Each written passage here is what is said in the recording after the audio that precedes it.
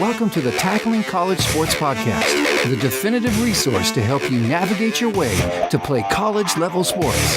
Here are your hosts, Chris Legates and Mark Franco, where they want you, the TCS Nation, to be your best.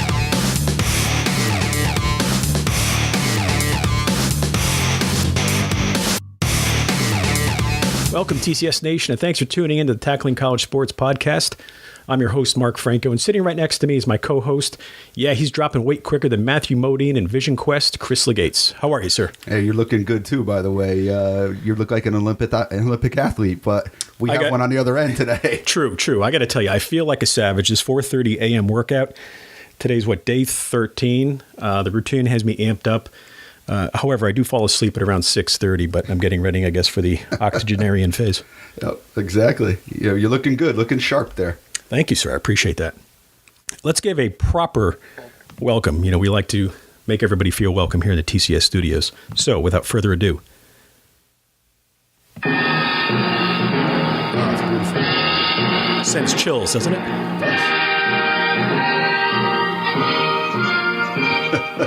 That is just absolutely brilliant.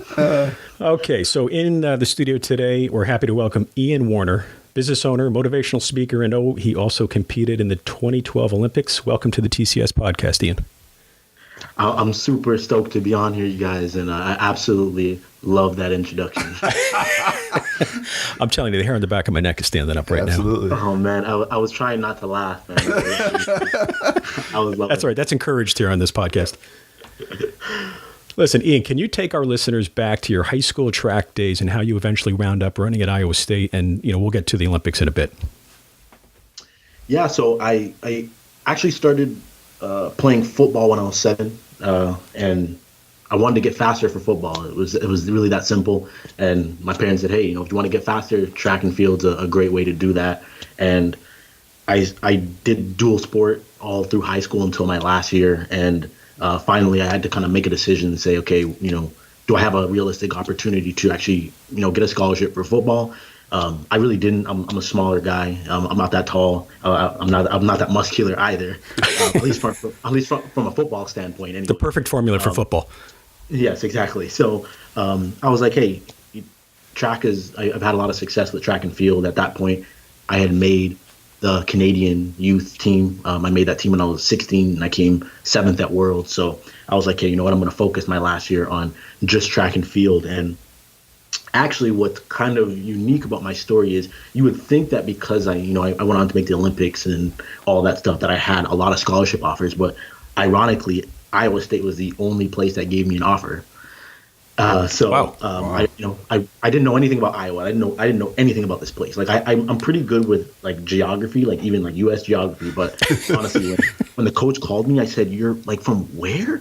So I hopped on Google really quick and to try and look up this school. I was more familiar with the University of Iowa, but right. I didn't know Iowa State. So I go on the visit and I absolutely loved this place. I loved it. The people were really nice. It just seemed like a good fit and a good place where I could kind of get out of the city and go in a smaller place where I could really focus on what I needed to do. Sure. And that was how I ended up there. And actually, right before I got there, actually, the coach that recruited me actually had left. So we'll get into that a little bit later. But yep. That added an interesting saga to the story. Absolutely. Yep. Well, good segue. Feeling. I know that feeling too. Yep. Let's go right into that. So as you pointed out, your initial experience at Iowa State was not what you had planned on. Can you let the listeners know what happened and what ultimately turned things around for you? And also how you were able to breathe that rarefied air of being an Olympic athlete. Oh, no. Yeah. And this story, so that coach that recruited me, the connection I had to him that gave him the idea to kind of take a chance on me was I have a brother that's 3 years older than me who actually made the Olympic team with me as well. He was in his last year at TCU at the time. His coach at TCU was the coach of the guy who was recruiting me. So gotcha. He looked up to his mentor, who was my brother's coach, and said, hey, I need a guy. And I wasn't fast enough to go to TCU. So he's like, hey, this guy's a younger brother. my brother ran 10.2 coming out of high school, which is blazing fast for high school kids. So they're like, wow. hey, he doesn't run as fast, but he maybe has those good genes and he can get down there. So he takes that chance on me. He leaves and goes actually to TCU. The guy then gives him a job. So I'm there in Iowa State. New coach comes in, and this is the first conversation this guy has with me. He calls me into his office. He's like, look, Ian, you're on a full scholarship in the Big 12. You have not run Big 12 times. If you don't score as a freshman, I'm cutting your scholarship in half. Very first conversation. I'm 18. I'm like sweating buckets. I call my mom. I'm like, oh my God. And at this point, this is when the Big 12 was harder. Like A&M, Texas A&M, which is a track and field powerhouse. Sure. They were still in the conference. Nebraska was still in the conference. Missouri, all those guys. This is when the Big 12 was actually, the Big 12. These are big boys. Yeah. Yep. Yeah. These are big players in track and field. So me and my coach really had it rough. I ended up getting hurt. I had an L5 fracture, but I actually fractured it while I was crossing the line at Big 12s in the heats. So I couldn't run the final, but I showed them that I could make the final because I did make the final. I just couldn't run it. So I did what I was supposed to do. They didn't cut my scholarship. The next year I come back. I'm ranked second going into Big 12s. It's at home. My mom came to watch. I'm feeling really good going into it. I end up pulling my hamstring at 30 meters. I'm on the ground. I'm bawling. I'm like, I just can't catch a break, And at this point, I start getting into it with my coach. And I start feeling like, he's not giving me the things I need to be healthy, to perform, to do well. And I'm just starting to become that negative force on the team.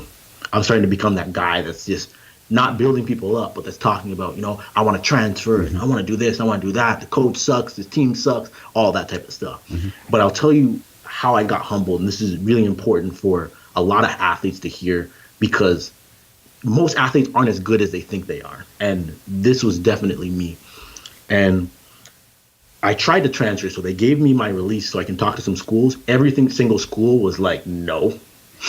Like, not one school wanted me. No one. Wow. And I talked to the Ohio State coach. He literally said to me, he was like, you are on a full scholarship at a Big 12 school. Why in the world would you want to transfer? Right. Like, you have no chance of getting a full ride here. And after that, I was like, wow. So what I had to do, I had to swallow my pride. I had to go back to them and say, you know what? I'm not going to transfer. I was honest. I said, hey, I tried to reach out to these schools. Everyone blasted me. No one wants me. I'm going to buckle down. I'm going to do what you guys say. I'm all in on the program. And I think that was the best thing I ever did for my life as a person, because I started taking ownership. I stopped putting the blame on the coaches, everybody else. It was everybody else's fault that things weren't working out for me, right? It was my mom's fault that she came to Big 12s. It put more pressure on me. It was my girlfriend's fault because she keeps me up at night. I had an excuse for everything, right? So I took that ownership, and then me and my coach, we had basically hit rock bottom. Mm-hmm. So all we could do is get better from there. So we started building a good relationship. I started listening to him. I started taking ownership for the things I could do, like sleeping more, eating better, taking care of my body in order to stay healthy. And I had an amazing sophomore year. It was my redshirt sophomore year. Mm-hmm. And my coach came to me, my head coach, not the sprint coach, the head coach of the team. He came to me and he said, Ian, if you stay healthy like you did this year, one more season, you're going to have a breakout year. That next year was 2012. I ended up running 10 new personal bests on the way to Olympic trials. I had another best at Olympic trials, ended up making the team, and that was that. And it was all from simply saying, you know what, I'm not that good. Stop acting like a superstar. Buy into what these coaches are telling you. Believe in the system, believe in the program, and just keep working at the process and trusting in it. And eventually things started to work out. That's a great story. Ian, can you tell me, so the coach that you had the issue with, was it the or the head coach or the sprint coach? It was the sprint coach, but it ended up bleeding into the head coach. Like, I was just blaming everybody, but it was mostly the sprint coach that I had the problem with. And just so the listeners are aware, were you like being very vocal with the teammates as well? Oh yeah, like and you know, most of the kids on the team, we had a really big freshman class, so a lot of the kids did look up to me. So I was always talking to them about the fact that I was transferring and why I was transferring and just the issues I had. And other people had their own issues too, and some of them were actually valid issues. But when it came down to it, a lot of it was really ownership issues. No one was willing to take ownership for their own situation and how they can make it better. Right. I mean, that speaks volumes, and really kids and parents should listen to that, because here you are, you're sort of the guy on the team, right? And you're walking around with that negative attitude, bringing literally almost everybody down, I would imagine. Yeah, and you know, they always say bad news spreads quickly, good news travels slow, right? Right. You can have a million good things happen for a team in a week, and no one will hear about it. But one bad thing happens, and it just spreads like a virus, right? And the worst thing you can do in terms of getting recruited or being on a team is understanding that if you are the virus on the team, you will get cut. If you are that cancer, you will get cut out. You will get snipped. And I think one of the big differences from high school to college is that in high school, your coaches almost have to tolerate you. It's more like it's like a free for all. Everyone can come out, and they encourage numbers. What you forget when you go to college is that someone is getting paid for that team to perform. So if you're not performing or you're hurting the performance of the team, you are costing or could potentially cost that person their job, and they have a family to feed and mouths to feed and all that stuff. So they are going to cut you before they get cut. And you know, it's when you think about that, a lot of people say, well, you know, that's the rough part, that's the business of sports and all that stuff. But it's the reality of life. If you have a job, no one wants to get fired. You want to do your job. And unfortunately, if this 18-year-old kid you just brought in is hurting your team and really preventing you from doing your job well, then, you know, the result's not going to be good for you. Absolutely. Chris? Ian, looking back on that, and it's a tremendous story and it's great to hear, that redefining of yourself, would you say that was the biggest challenge of your career? Oh, 100%. Like it was brutal. Like it was so bad. I almost got into an actual like fight with my coach. Like I went to physically go and throw a punch at him one time. Sure.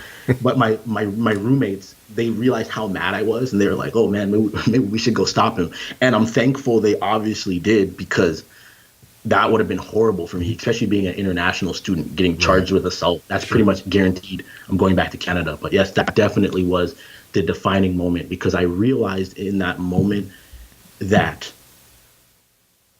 by taking responsibility, it's not about the fact that no one else can help you, or that, you know, nothing can be someone else's fault, but it's realizing that you have the power to do something about it, whether that is sitting down with your coach and having a conversation, being an adult and communicating what your issues are. That's a big part of growing up, is being able to do that, because maybe for some athletes, their parents used to do that. You know, I know for myself, my mom a lot of times would step in and handle those type of conversations when I was in high school, but I didn't have her to do that anymore. So just all around, it changed how I approach sport, how I approach my training, how I approach everything I did. I realized that if it was going to happen, it was going to be on me. And in big picture, it's obviously changed your life as well. Oh, no, yeah. And like, you know, I stayed at Iowa State. I ended up meeting my wife that next year while I was at Iowa State. I made the Olympic team, which has opened up a lot of doors for me. Like the amount of things that have happened as a result of sticking it out and not transferring have just been amazing. Do you think with the modern student athlete and what you see now from, you know, let's say the kid that's 14, 15, 16, that it is too easy just to quit and move to a next club instead of sticking it out, or just I can go to the next town over if things don't work out. And you're in a more individual sport. And as I've mentioned to you before we started recording, I'm in a team sport with soccer. Sometimes it does feel like that the working hard to better yourself isn't there like it used to be. And it's more so of, okay, I can go over and get playing time at another club instead of working hard to earn that playing time. Or in your case, to better yourself and get your times better and be that athlete that people thought. Do you think that's changed in student athletes these days? Oh, yeah, definitely. I would say we are definitely in a much more me culture. And it's a lot of the, you know, parents saying, hey, you know, you can do anything you want to do. You can be anything you want to be. You're great. You're amazing. You're awesome. And I'm all for positivity. Don't get it twisted. Like, I don't think, you know, parents should tell their kids that they're horrible. Right. But I think every success that you see in this world, it doesn't matter whether it's someone running a podcast. It doesn't matter if it's working your way up to being a head coach. It doesn't matter if you're building a company. You have to pay your dues. You have to, and you're going to pay them at some point if you're going to be successful. It just is a matter of when. But you have to pay your dues, and I think that's the part that's being skipped now. Is we want that instant gratification. We're used to, I go on social media and there's always something new for me to consume. There's always I send a text, I want you to respond now. Right. That's right. Everything people do, they want it now. Everything needs to be instantaneous, right? You want the food to come now. I always say, my best example is it's like microwave pizza to making a pizza from scratch. If you make a pizza from scratch, it takes time, but it is delicious. You make that dough, you put on the toppings you want, you put that in the oven, you let that go, and it comes out. It is superb. But if you microwave a pizza, you can get it in 2 minutes, right? But microwave pizzas are disgusting. And that is what the results are like. It's like you can take the easy route and go to the club that doesn't have as good of a coach, the players aren't as good, and you'll get a microwave pizza at the end. Right. Or you can stick it out, you can grind through it, you can earn what you can do, and you can earn that spot to say, I reached my potential, I did what I set out to accomplish, and you'll feel so much better when you stick it out. But I 100% think that is the biggest thing. I don't think it's that people aren't willing to work hard. I think it's just that you expect it to come a lot quicker now. Right. You expect things to happen so much faster that it's distorting what success actually takes and what it actually requires in order to get there. It's a great message. Ian, our podcast is geared towards student athletes that want to continue their athletic careers at whatever their perceived next level is. You've reached the pinnacle of in your sport. What do you think are some of the common denominators that student athletes need to have, regardless of what the level is?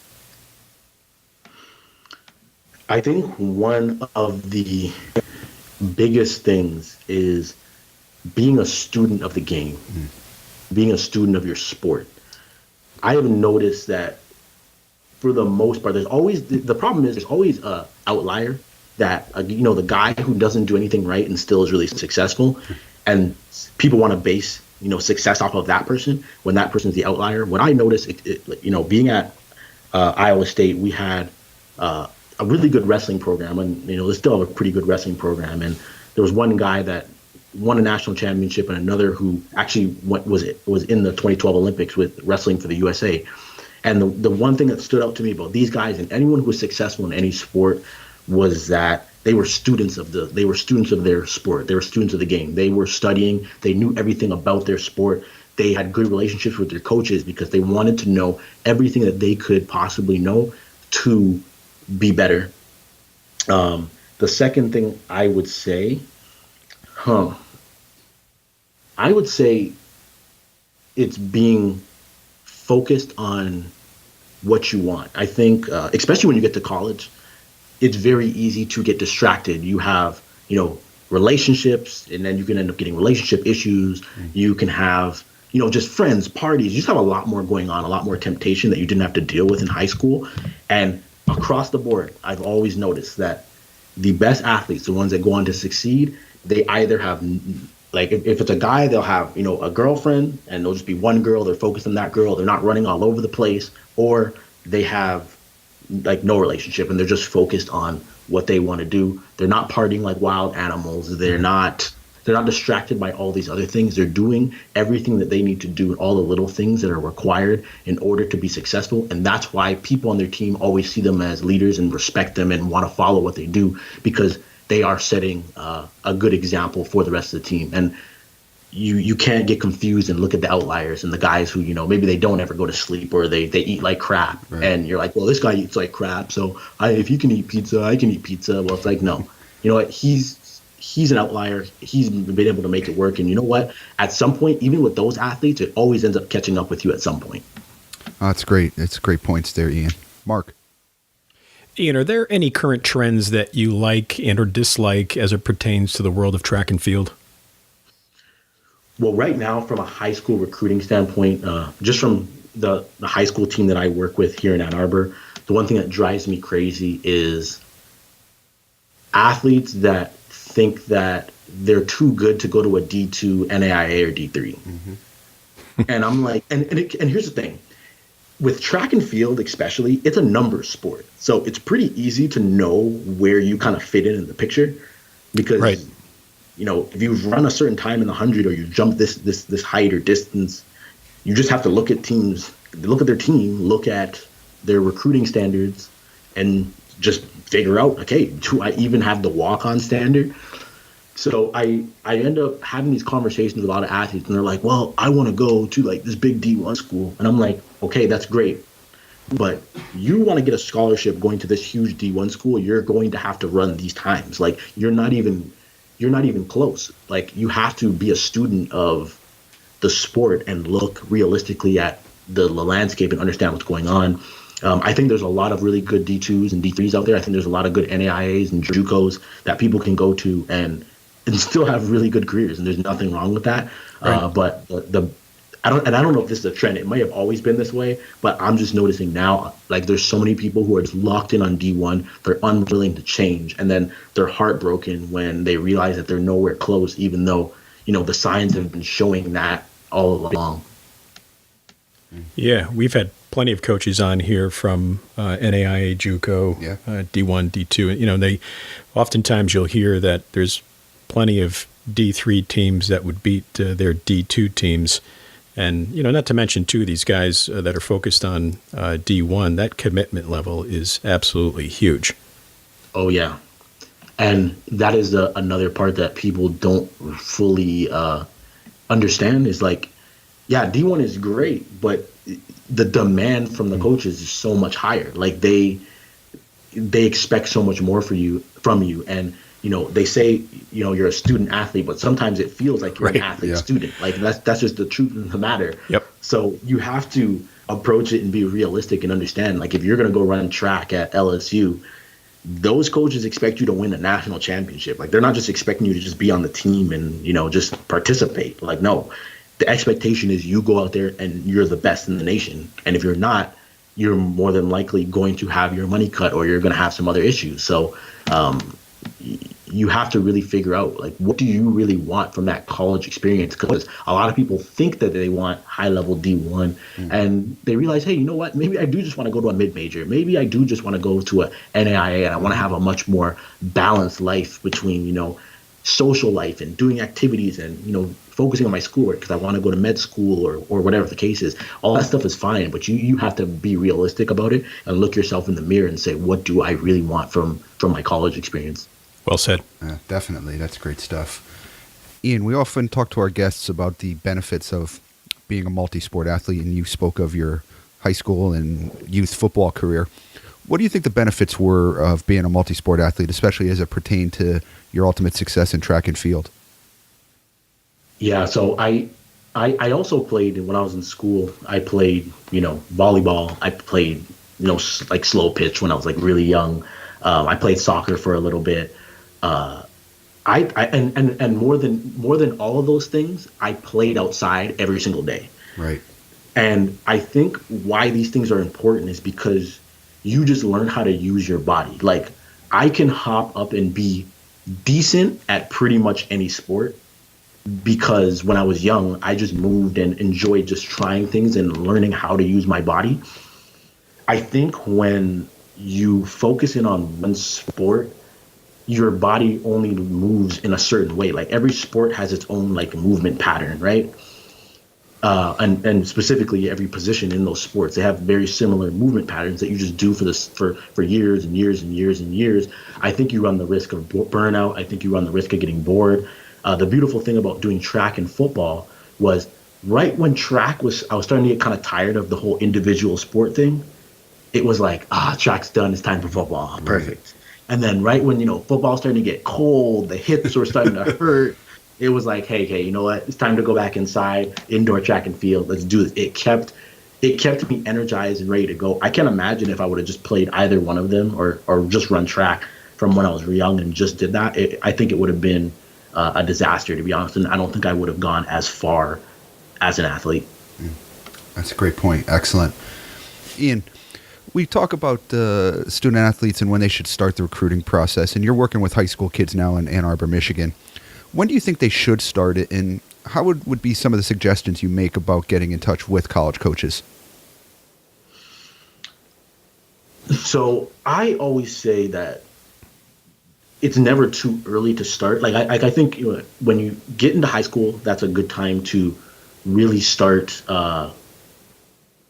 zoning in on it. But I think it's too early to actually start reaching out to coaches. And this also depends on the sport too. I'll say that because some sports, the process does start pretty early. Sure. But track and field wise, anyway, I think it's important when you're in your grade 9 year, your freshman year, because you need to have a plan and you need to understand every single thing that you need to do, because it's not just athletically that you need to do well. You also have to do the academic side. Mm-hmm. And what I saw a lot growing up in Toronto with kids who I went to school with is they were athletically talented and schools wanted them, but they didn't think about the academic side until they got to the end, and then they were ineligible, right. So that they had to go to a JUCO or find another route to work their way up to the D1 system. If you start early on, you can see the big picture of everything you need to do. You can lay out a plan for your classes.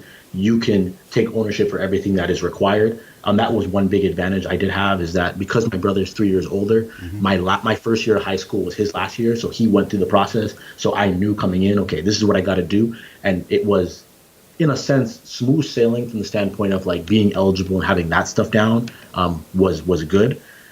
In terms of reaching out to coaches now, I think this is where you have to do your own research and you have to be realistic for where you are.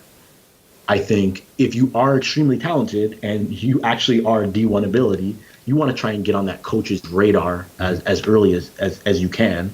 But I think it's kind of a slap in the face to a coach when you're not nowhere near that level, because you're telling them that you can't even take the time to do a Google search, right, and look at what the team is looking for. Like, you can see for any sport, like just look at the athlete bios, look at what they did in high school.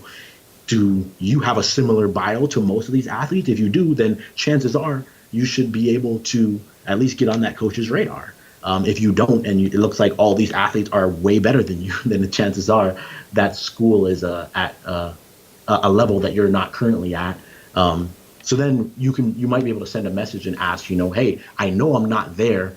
What are some things you think I should do in order to get myself in a position where I am more recruitable for your school? I think that's a much better question than just being like, hey, I'm really interested in coming to your school, like recruit me. I think outside of that, though, I think, it's just knowing how the game is, knowing when you are allowed to sign for your sport, knowing, how the entire process works, from when that coach contacts you, when they can't contact you, when you'll be on campus, just all that stuff, knowing the entire process and asking those questions and being smart and doing as much research on your own, I think is going to put you in the best position to go through the process and in an intelligent way. And what would be, Ian, the one biggest piece of advice you would give the high school kids that you're working with right now about maybe where they should go, or what the process is like, or anything as far as it pertains to college athletics? What would be the one piece of advice you give the kids you work with now? The biggest thing I say is be patient and be persistent. I don't think there are very few things that you can accomplish in this world when you're patient and persistent. And with the process, you always have to remember, we all live in, again, it's the me world, right? And we always forget that other people have a life too. They get busy. People miss emails. They get caught up with their team. They get caught up with their own families. Things happen. So you have to follow up. A lot of times people will reach out to a coach. The coach won't say anything. And they're like, oh, man, they don't want me. And I'm like, hey, did you follow up? Did you, send another email, give them a call, or did you do anything? Oh, no, like I just figured that, they didn't say anything, so they don't want me. And I'm like, man, you got to follow up. You got to be persistent. You got to follow up a couple times. And almost be willing to risk being a little annoying at times, sure, because sometimes that's what it requires. Like when I had an athlete that was trying to get recruited by Kentucky, probably sent this guy 10 to 11 follow-up emails. And then finally, like the 11th time, he was like, oh, man, sorry, I've just been super busy. Yep. And was actually interested. Yep. It had nothing to do with, like, the coach was in season. And that's another thing to pay attention to is, whether that coach is in season or not. Because if they're in season, they're going to be busier. So be patient and be persistent in that process. Excellent points. Mark? Ian, would you mind spending just a few minutes discussing how student athletes can handle moving beyond their high school careers and preparing themselves for life after sports? So the biggest thing with preparing for life after sports is first coming to the realization that it will be over no matter how good you are. It's coming to an end. Like there is a clock. Yes, there's a clock. It doesn't matter if you are LeBron James or if you are a bench warmer on your high school basketball team. It doesn't matter. Eventually, your time is going to be up. Once you realize that, it's a lot easier to start slowly making that shift. And for me, how I did it, I actually did it all through college. And I knew, hey, you know what? College can be over. It's going to be over at some point. I may not get a chance to run after it. And I found that in entrepreneurship personally. So as much time as I was putting into track and all that stuff, and it was important to me, I also started putting a little bit of my time and resources into entrepreneurship because I knew it was something that could last beyond sport. I think it takes an athlete looking at the situation realistically figuring out where you think you can go, how far you think you can go with the sport, and then coming up with a plan for what you want to do after and working on that plan while you are still an athlete.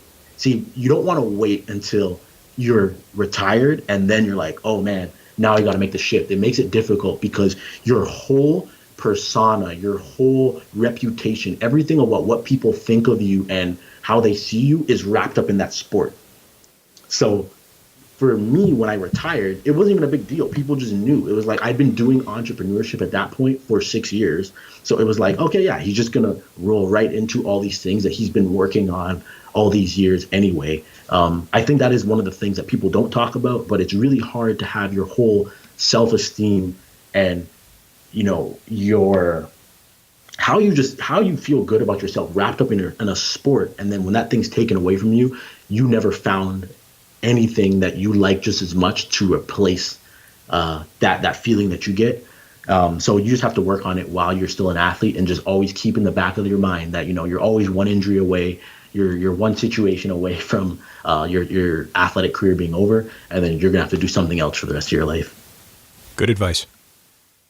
Just to kind of piggyback that on Ian, on what you just said, Ian, I think sometimes my role as a college coach is that you're actually preparing student athletes for life after the sport. Now you're teaching them life lessons through the sport that hopefully they can apply to the next phases of their life. Are you as much of a competitor in the entrepreneur field as you were on the track? Well, what is actually interesting about it is I would say I'm less of a competitor with entrepreneurship than I was on the track. And the reason why is because I think it's very easy to develop a mindset with sports that's more like if I have to be the best and like kind of no one else can be the best. Mm-hmm. Whereas with entrepreneurship, you realize like you want to work together with people. It's a lot easier actually when you're very open and you share stuff, you share information. Like I could call you guys and say, hey, guys, I want to start a podcast. You guys have any advice? And you're sharing secrets and tidbits back and forth. I think to succeed with entrepreneurship, it requires opening up that a little bit. But at the same time, you still need to have that competitive drive for your business to win and succeed and all that stuff. But I think it requires a little bit more openness, if that kind of makes sense. Sure, absolutely. And when we talk about the recruiting process, Ian, we talk about that it shouldn't really cost a lot of money for families or for student athletes to take part in it, with all these videos with music and all this stuff that can cost hundreds, if not thousands of dollars. Can you talk a little bit about your company, KHO Labs, and how it's benefiting athletes at all levels in pretty much an inexpensive way? Yeah, so for the first part of that question, I got to throw this in. I actually used to work for NCSA recruiting. So what is interesting, and the reason I actually quit that job was because I thought it was just so ridiculous, the amount of money that it was asinine to me. Like I couldn't believe it. Like, and as a person getting on the phone and like selling these people this stuff, I just couldn't do it. I was like, this is ridiculous because I didn't use anything like that. So I love that you asked this question because I agree. Like recruiting does not need to be fancy. And at the end of the day, it comes down to the results. A coach is not going to recruit you because you have some music video or you have some music on your video or it's highlighted in some crazy way. it's about your character, who you are as a person when they meet you, and it's about your athletic performance. So focus on those two things. In terms of my company, KHO, so what KHO does is it allows athletes to ask any injury question. You can download the app on the App Store. You can put your injury question in, and what it's going to do is it's going to connect you with healthcare providers that can give you some guidance on what you need to do to get healthy. And like in our current culture where things are people are wanting answers quickly, it's a much better resource than just going on Google, where you can really end up going down a really bad rabbit hole on Google, where a simple injury you end up thinking that you need to have you have cancer. Yeah. And I've done that myself. I know that feeling of you think, oh my gosh, I'm gonna need to have surgery, or you think something crazy and it's not that big of a deal. But yeah, and it's a free app. It's all you need to have is an iPhone, and we're working on getting the Android version done. It should be done in the next couple of weeks here. And so if you have an Android, you'll be able to get on and get in the fun as well. But the other important thing is it's a community. So as an athlete, if you have been through an injury, you can also get in and give athletes advice as well, just from an athlete perspective, and say, hey, like mentally, you're going to have to work on these things. So an example of this is hamstring injuries. The toughest thing about getting over a hamstring injury isn't actually the rehab and all that stuff you have to go through. It's mentally getting yourself to actually sprint down the track again. Because it's so devastating that you're scared to do it for a while. So talking to other athletes about that and having someone say, hey, I know what you're going through. I understand your pain. That's what the app is all about. And I'm committed to keeping it free for athletes. Yeah, it's a great idea. And we went yesterday, Mark and I kind of navigated around the app and saw what it did. And I really thought it was a great idea because not everybody has access to trainers. High schools don't always employ them when you're doing your individual training, whether it's preparing in a summer, let's say, for your upcoming soccer season or your football season or whenever you're doing your individual training. Sometimes you don't have those experts at your fingertips, and this literally brings them to your fingertips. No, you're 100% right, and it's there are so many athletes out there who don't have access to this stuff. And the way I kind of came to this, to the point of making the app, was it started actually on Instagram. After I retired, I started just posting things I did myself to stay healthy. And what started happening was people would DM me their questions, and I was like, "Whoa, that's pretty crazy!" That people would just ask their injury questions, like they don't know me. I wasn't really putting my face on it or saying I was an Olympian. I was just posting the stuff. And then what happened was I had a guy from India send me an X-ray, and I was like, "Holy crap!" So so I said to my wife, because my wife's an athletic trainer and a massage therapist. I was like Emily, you got to see this. This guy sent an X-ray, his actual X-ray. So I asked him, and I was like, hey, listen, because you have an X-ray, you clearly went and saw a doctor at some point.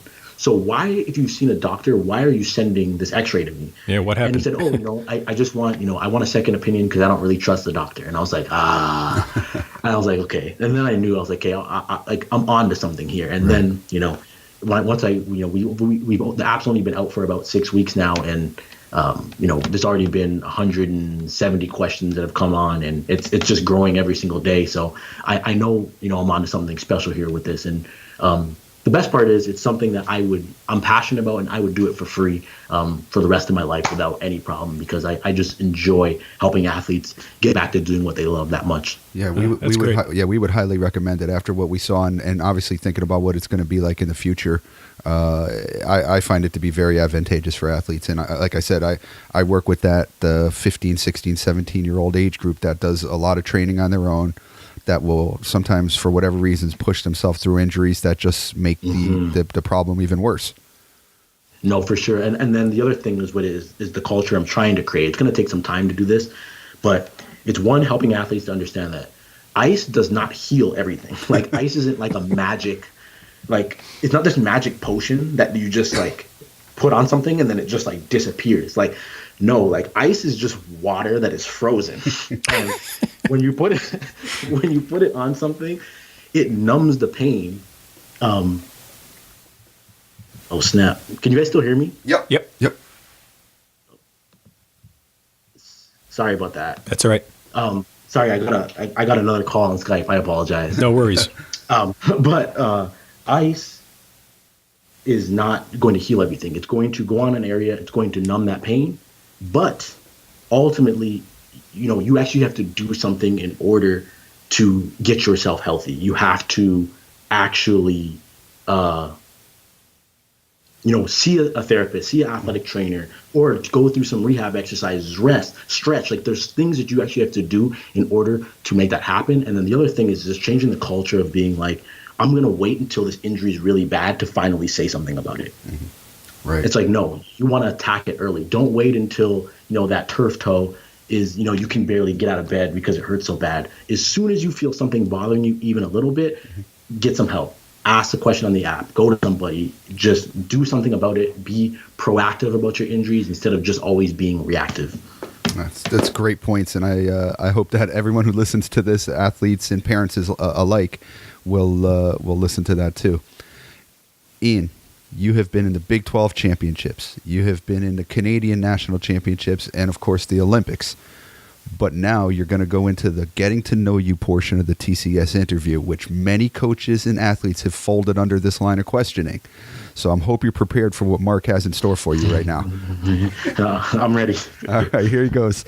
Julie. Getting to know you, getting to know all about you. I don't get sick of this song. I really don't. Getting to like you. Okay. Let's just shut the door on this scene. Door. Let's step in. We got to get some oil for that. Yep. Ian, if we were to search your phone, what would be the top 3 played songs or artists? So actually what I did, I actually took all the music off of my phone and I took a bunch of motivational videos from YouTube and put them in a loop. And it's called the Ultimate Success Loop. So that's actually what plays. So it has guys like Les Brown and like Tony Robbins. And Sure. I play that kind of over and over again. I listen to a lot of Eric Thomas, and I try and keep positive stuff going instead of just, I like to listen to rap music. So, and a lot of rap music these days is just not even worth listening to. So I decided to replace it with some positive stuff. Got it. Well, I can tell you that Chris and I we warmed up today to run DMC. We did. I love it. We're old school, though. Yeah. Number 2, who is the most famous person you have in your contact list? This is a tough one. I would have to say it would probably be Andre DeGrasse, who he's a Canadian sprinter who came second at the Rio Olympics to Usain Bolt in the 200 and came third in the 100. So he'd probably be the most famous person I have in my contact list right now. Boy, what a tough time to sprint, huh? Behind him. Behind Bolt, yeah. For real. Question 3. Do you have any favorite quotes? Ooh. Actually, I would say it's a Genghis Khan quote that goes, "There's no good in anything until it is finished." And I love that quote because you can start a lot of things in life. And I've had this issue, starting.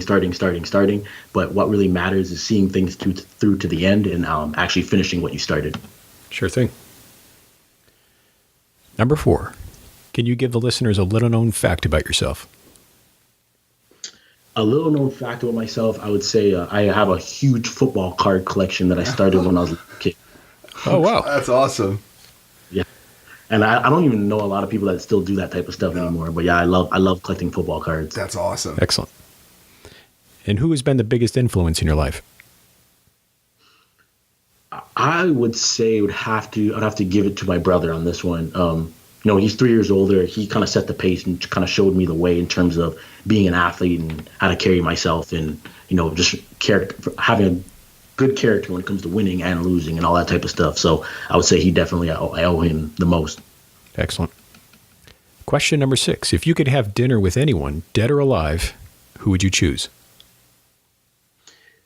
You know what? I would probably choose Genghis Khan, honestly. Wow. And Genghis Khan, he gets a bad rap because everyone just talks about the people he killed.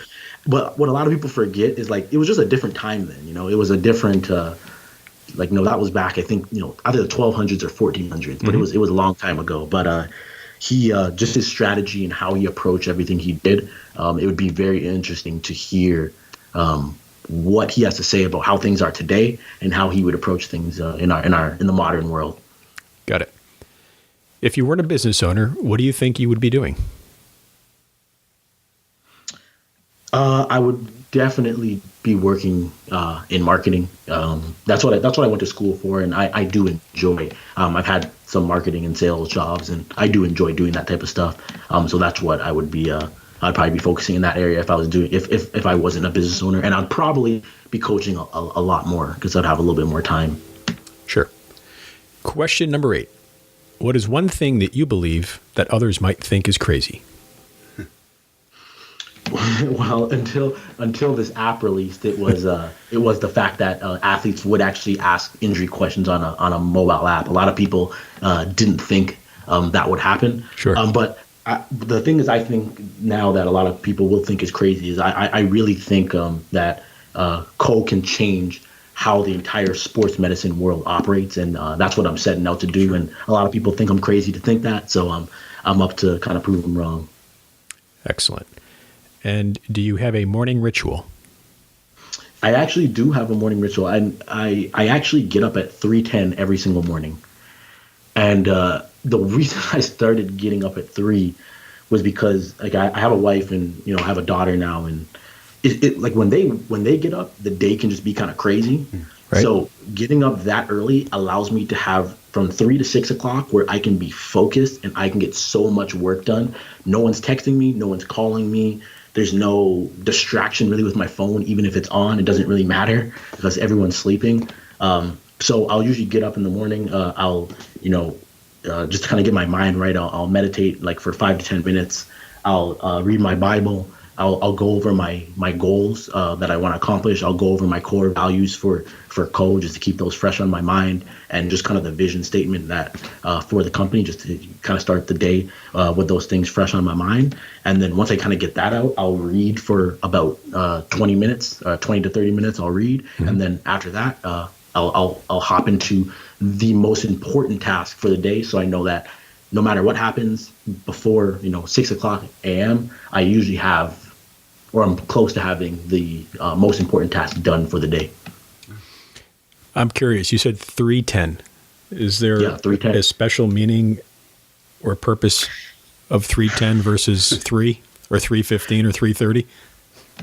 No, there isn't. The reason I did 3:10 is because it started off as I started with 6 a.m., then I went 5 a.m., then I went 4 a.m.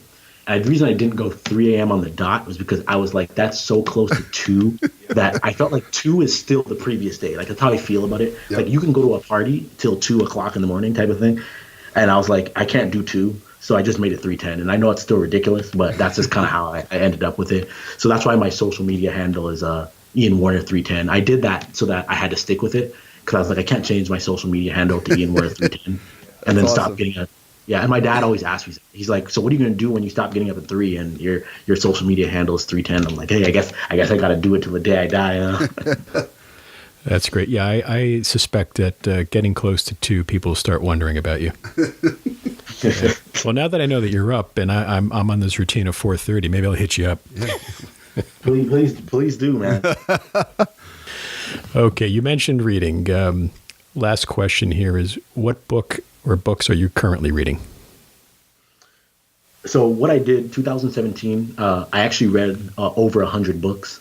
Awesome. So that was a goal I set out for myself, and so I read like crazy. So now this year, I'm actually focusing on, my goal is the opposite, to not read any new books and spend the whole year reviewing old books. So the book I'm actually reviewing right now is The Law of Success by Napoleon Hill. It's a pretty thick one, but it kind of sums up a lot of Napoleon Hill's teachings from Think and Grow Rich and those different books. So sure. That's what I'm reviewing right now, and I'll spend the rest of the year just reviewing some of the best books that I had read last year and previously in my life. Well done. Wow. I'll tell you what, Ian, you got through the getting to know you section like it was a breeze, just like you were running on the track. Okay, so I'll tell you, a lot of coaches and athletes have folded under that. They usually are in a full sweat. They need a Gatorade, but you, like it was nothing. And happy I can handle it like a champ, man. I know, Mark. What do you got set up right there? I see that. Well, no, I was gonna give him a little. Yeah, You knocked it out of the it's out of the park. Yeah, you knocked it out of the park. It's out of the park. It's out of the park. My final question, Ian, for you is, and I love asking athletes these questions because I have the utmost admiration for them. Tell the listeners, me, everybody here, what it's like when you put that uniform representing your country on. What does that mean? So for me, I think the biggest thing about it is it kind of steps up the why for what you do. Like when you're especially in track, a lot of times the individual sport, you're competing for yourself, maybe for your family. But when you get the opportunity to compete for your country, you're competing for all those, elementary school kids that are that one day have a dream of going to the Olympics. You're competing for, the people who used to run, who went to past Olympics, and they're still huge fans of the sports and they always watch. It just steps that why up and makes it even bigger and gives you even more reason to go out there and give it your all. Are you feeling that too when you're training and when you're, walking out of the tunnel? And do you feel that? I know you're focused on the event, but in your quiet moments or reflective moments, do you think of those things of like, wow, you know what? Like, there's going to be millions of people watching me, and maybe this triggers a kid to go even further with their career. Are those thoughts that go through a mind of an athlete at those moments? Yeah, and I can't speak for everyone, but I can say for myself, yes. Like I think reflecting on that and just having that moment where you say, wow, this is really cool, and then just being thankful for even having the opportunity and being able to get that far, I think is huge. And that's for any stage, really. You can do that when you're in college. The fact that, not everybody gets to be a college athlete, not everybody gets to be successful even in high school. So to reflect and just be thankful for where you are, I think is always a really good thing. That's beautiful. Mark. All right, Ian. So we've come to the end of our time here. We thoroughly enjoyed this. Awesome. Great way to kick off our 2018. We appreciate you coming on. So we're just going to give you a moment here. If there's anything that you'd wish to promote, obviously, beyond the KHO Labs, we'll certainly put that up in our show notes. But anything else you want to discuss? I obviously KHO, if you want to download it, please do that.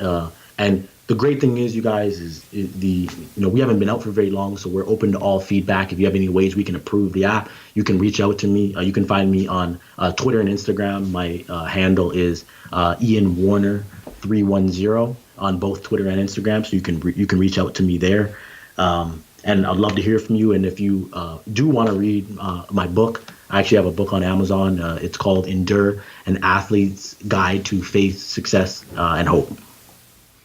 Wonderful. Once again, we've been here speaking with Ian Warner, who's a business owner, Olympian, and motivational speaker, and a pretty darn good guy, I'll tell you that. Pretty good guy and likes to read, too. Nothing wrong with that. I'll take it. And he gets up early. Yeah, that's right. Lastly, TCS Nation, remember you can contact us on the web at tacklingcollegesports.com. Make sure you sign up with your first and last name. An email will be included in the Friday 5 is a weekly email of 5 sports-related items that we think could be of interest to you. Want to be considered for a guest spot? Hit us up on one of the following, which is email tacklingcollegesports@gmail.com, facebook.com/tacklingcollegesports, Twitter at Tackling College, Instagram Tackling College, and until next time, be your best. Be your best. Your college sports future awaits. So join the TCS Nation and be your best.